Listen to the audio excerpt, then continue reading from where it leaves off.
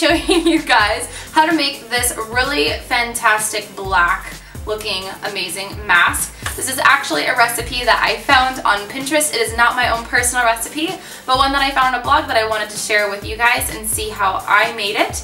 So you can follow the actual post, and it is from the Twisted Horn that I will have linked in my accompanying blog post. So you can check out the original recipe and then some of their notes on it.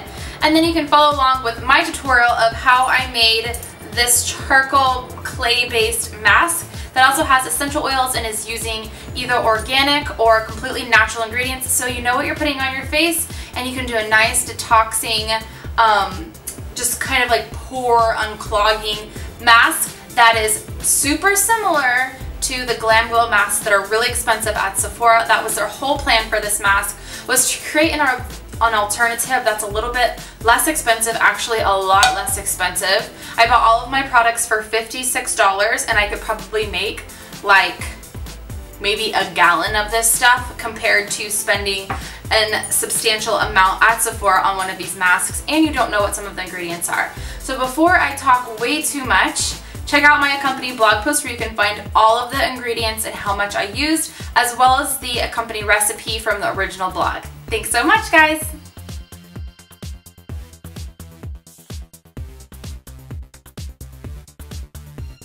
So to start this mask, I have already taken my tea, which is a green tea, placed it in 4 ounces of water and allowed it to sit till cooled.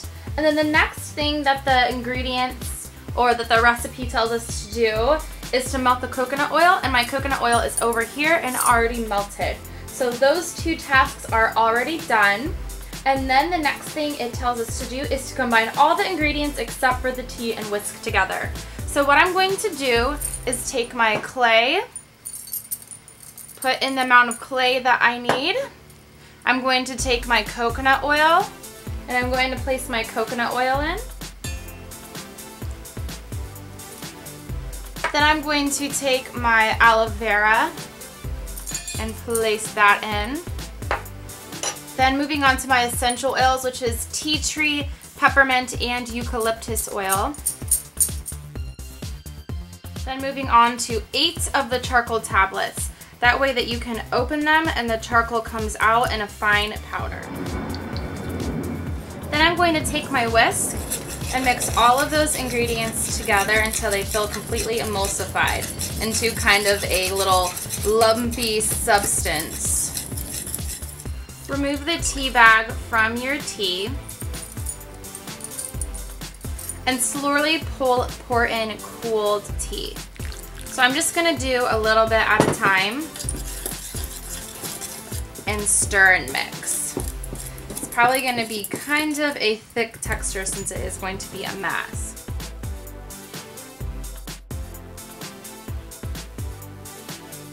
Then when your mask represents something like this delicious mixture looking like kind of like oatmeal, then we're just going to transfer it over and into our jar.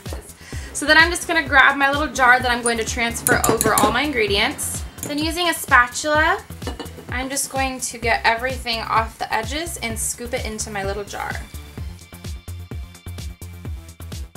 If you want your jar to be pretty, just grab an old rag and clean off those edges. Make sure that you put a lid that is nice and tight on top of your mask because it isn't a mask and it can dry out. Then take your adorable little jar and place it in the refrigerator for 1 hour to set. Then once you're done, go and grab your mask out of the refrigerator. And what I like to do first is get my face damp and wet so it kind of opens up my pores, gets everything kind of nice and open, and then I'll apply my mask.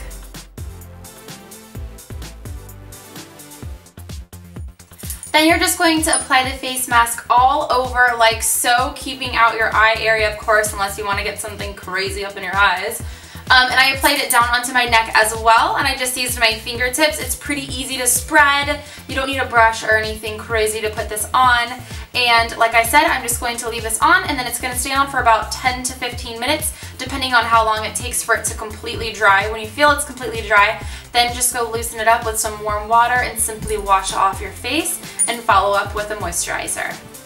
Now, because this is using all natural ingredients, especially if you're using straight aloe vera, I recommend putting it in the refrigerator because it doesn't have the processed ingredients that keep it safe on the shelf without having to be refrigerated. So I recommend keeping it in your little refrigerator so that it can stay cool and safe. Thank you so much for watching this DIY with me. Don't forget to check out the rest of my channel and subscribe down below so you can see more things like DIY projects or hair tutorials or makeup tutorials, and see some other fun stuff that I have going on. I will see you in my next video. Bye guys!